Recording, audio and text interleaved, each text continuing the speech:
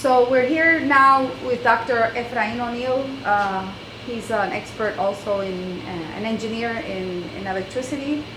You studied at Arizona State University, and you worked on several different phases of the energy systems here on the island. I would like to talk to you regarding the emergency that we have right now, where certain decisions are being taken under the PROMESA Act. One of them is the Puerto Rico Electrical Power Authority that has a financial situation and also needs to be refurbished and redesigned.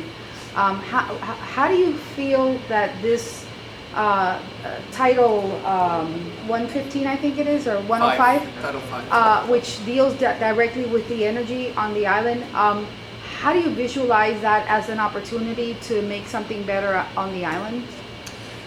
It's very important to emphasize that Title 5 of the PROMESA bill has many opportunities for good, but also to really put us in a disadvantage in terms of our energy future. Title 5 basically deals with infrastructure projects, not only energy. However, energy is a focus point in that Title 5. It has special provisions for energy projects. One of the main things that worries me is that it might be interpreted as a way to build new power plants, brand new large power plants in Puerto Rico. And that is something that worries me, because I strongly feel that the future in Puerto Rico, if we want to maximize the use of our local energy resources, those being conservation, efficiency, and renewable energy, if we are striving towards that, we really don't need new power plants. We already have enough installed capacity in terms of large fossil fuel plants to power our island, actually to power an industrial economy. The power plants that we have right now were designed and built and operated for an industrial economy that no longer exists in Puerto Rico. So we really don't need new power plants.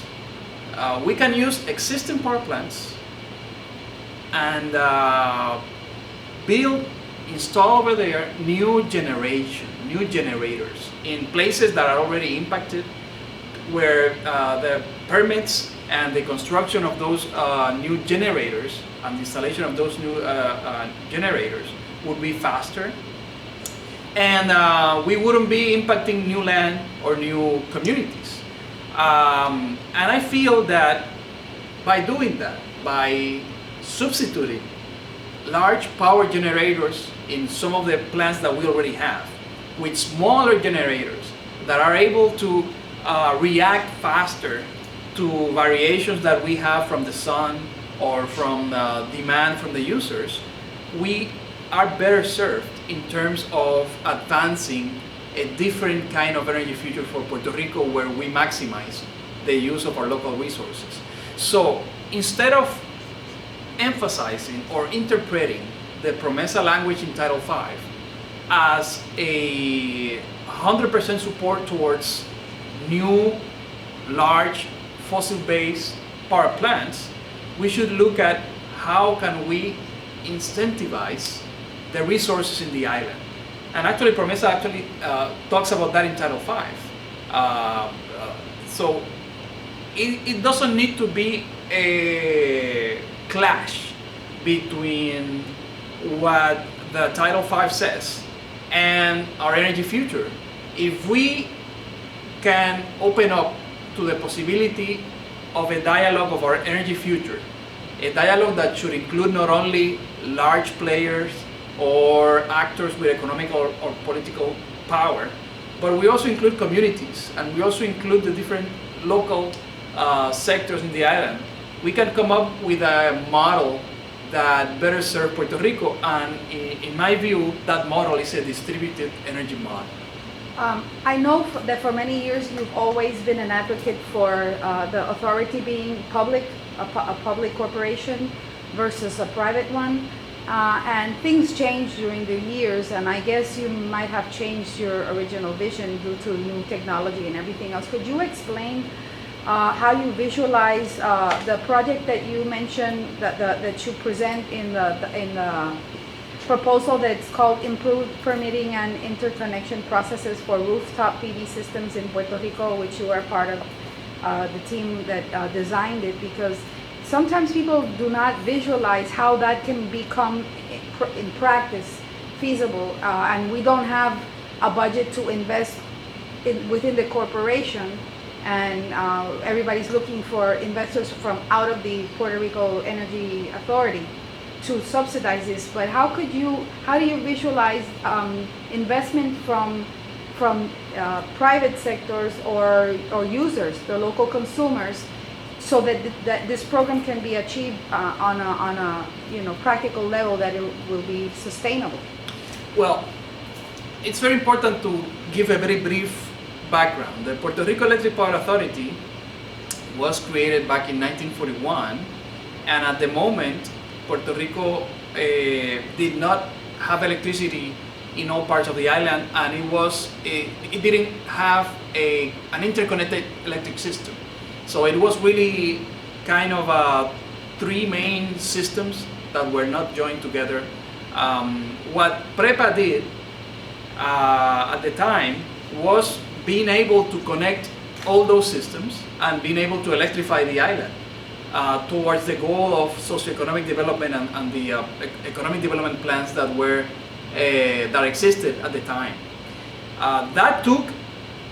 If you look at that from a historic perspective, that was a revolution.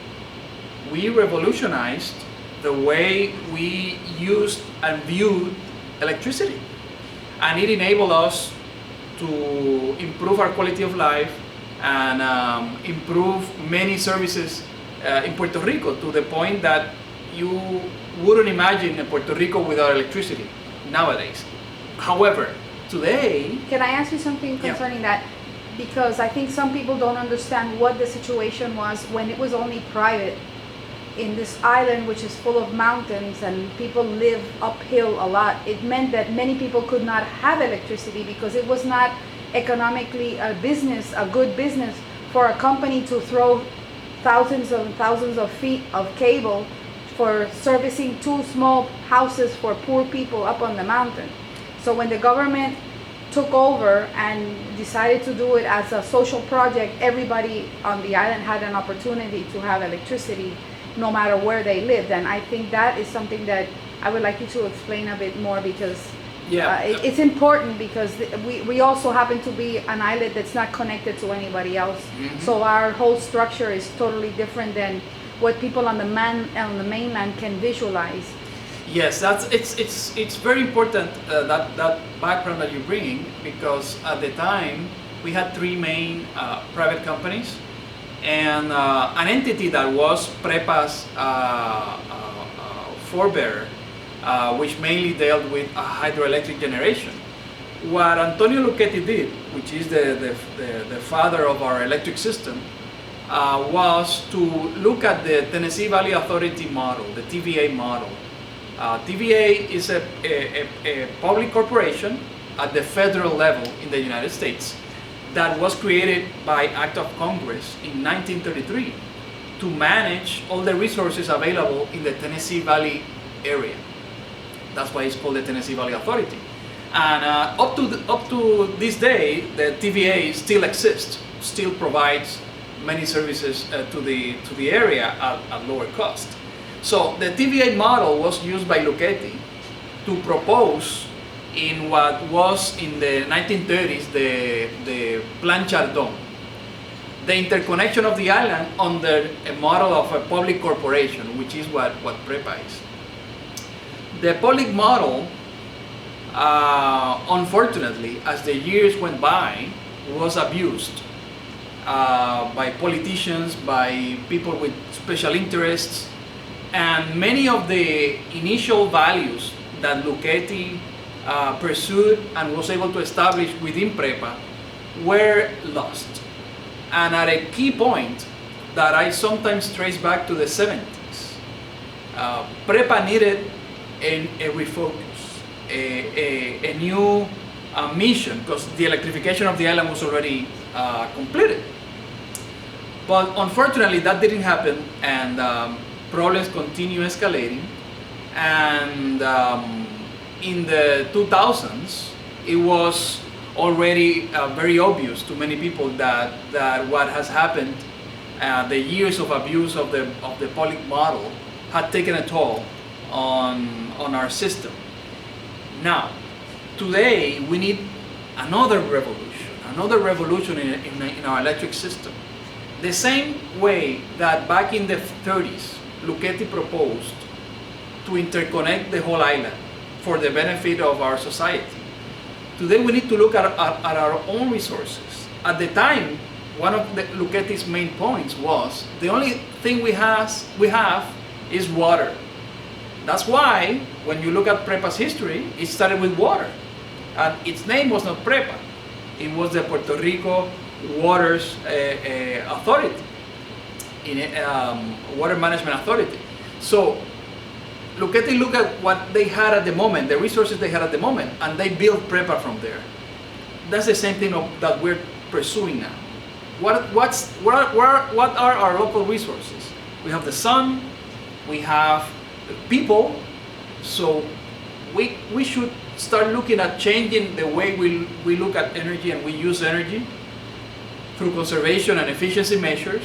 We need to look at ways to use at the maximum level possible our local renewable energy resources, which the best one is the sun, and create a new model for our electric infrastructure. And the way I view it is that the public model still has a role to play in all of this as a facilitator. We have to abandon the model of sales of electricity, which is an outdated model, not only for Puerto Rico. In many places in the world, this electricity sales is a model that is being challenged as a way to move forward the electric company of the future. Now you're talking about electric services. How can I as a utility provide electric services and facilitate that?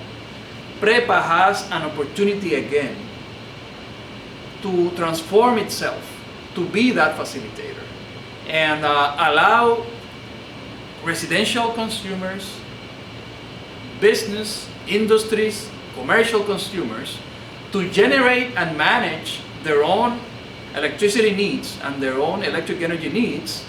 And PREPA has a chance to facilitate that, to support that new role of consumers. Now we are transforming ourselves from consumers to producers. And it's a term that has been coined some years back. It's called prosumers, producers and consumers. And PREPA has a chance to be a facilitator of that transition and make that transition easier. Otherwise, what will happen is that eventually technology will catch up.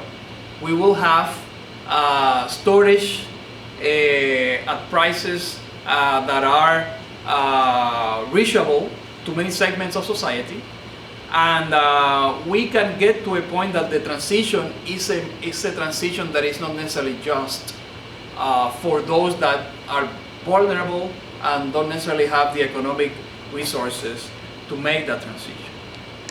So I remember that in 2007, I think it was, they passed a net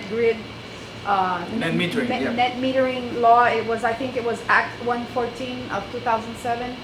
And many people even invested, the ones that had the money to do it on a private level, went with nothing, just them and selling their extra energy to the power authority here in Puerto Rico, and it didn't happen. It still hasn't happened. For some people, they haven't been able to connect, and there's all kinds of very strange reasons why some people cannot get connected. They tell them that they're too close to the pole or the lines in some cases, and other reasons that I've heard that are very strange for me, because this is a model that works in very congested cities in other places. So the fact that we have close structures one next to the other doesn't seem to be the real reason why they're doing this.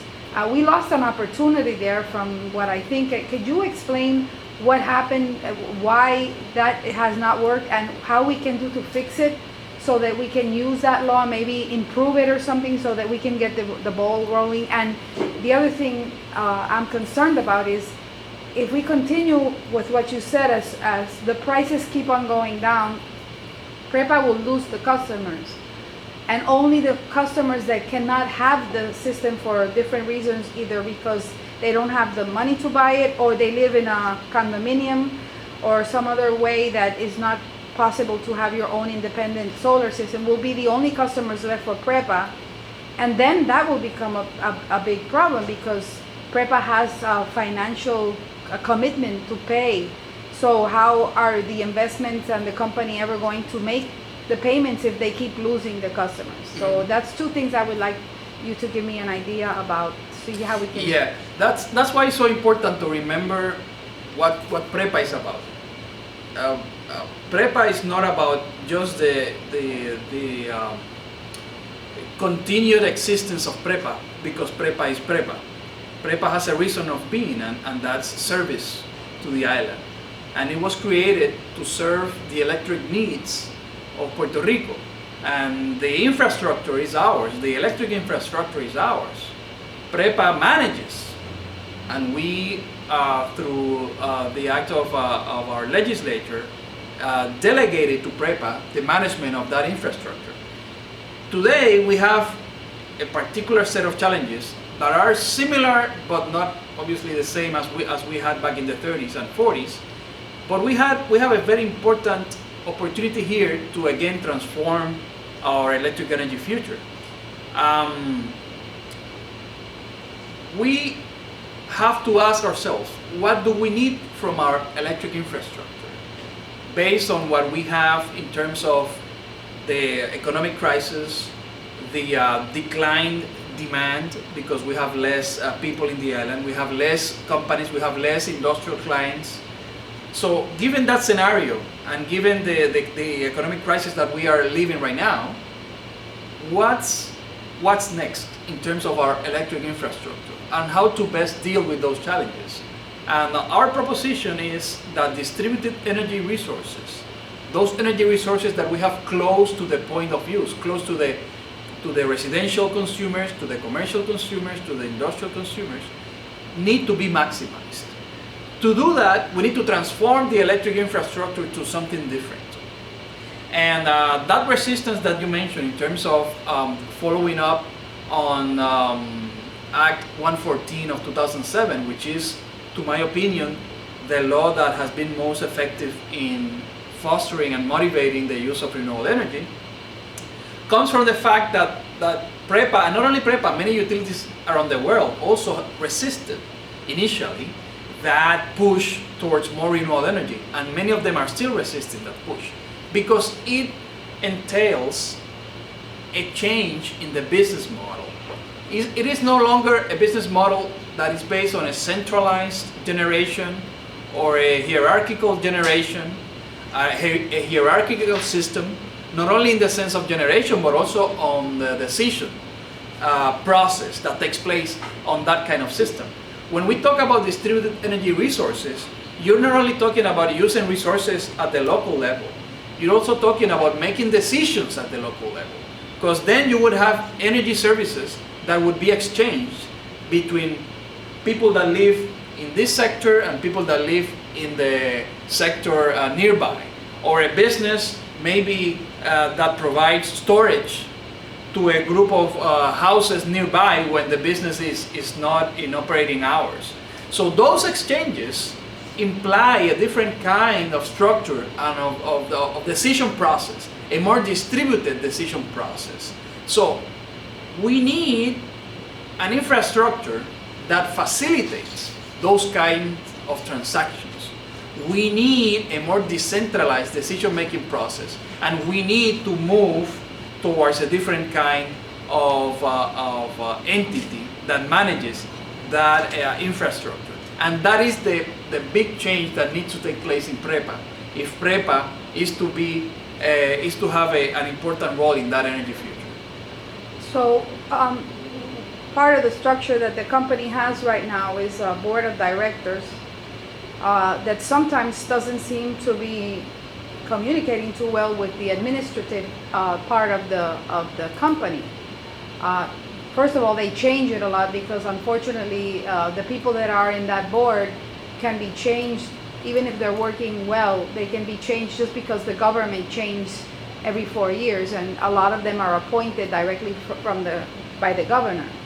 So is there anything that you visualize in the administration process that we could do to get the right people with the right knowledge, and that all interests, that all the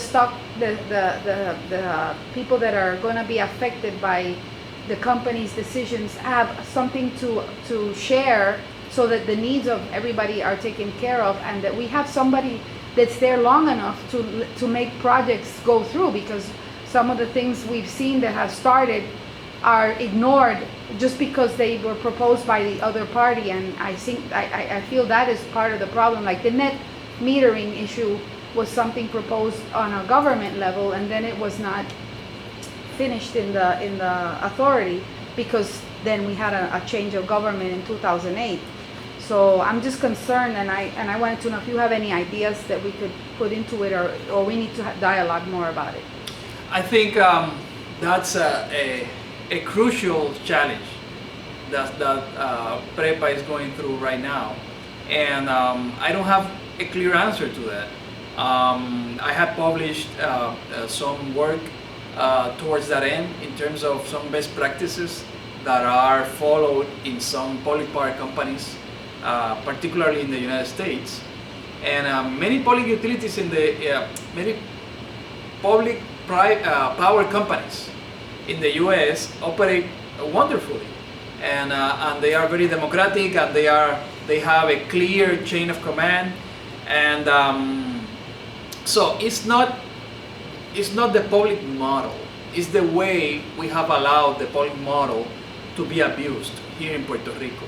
And one big question that we have as a people is how are we going to deal with those changes that need to take place at the governance level.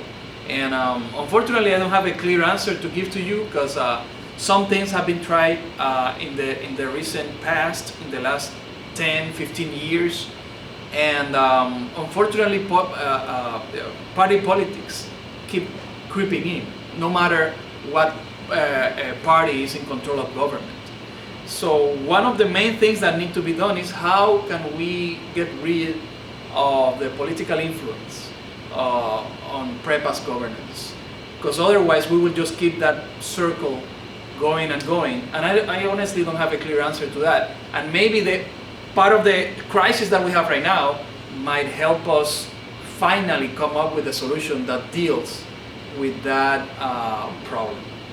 Well, I thank you very much, Dr. O'Neill, and I feel that we do have the professional people that we need, that know about electricity, that know about engineering, and also know our particular situation as an island. And I know you're one of the people that I know could put their brains together and come out with a solution that's going to be effective. So I just hope that we have the opportunity to see you and the other professionals working at this now, so that we can have an island that's so full of sun, using it for free. I mean, that's the best way to save money, using what we have here that doesn't cost us anything.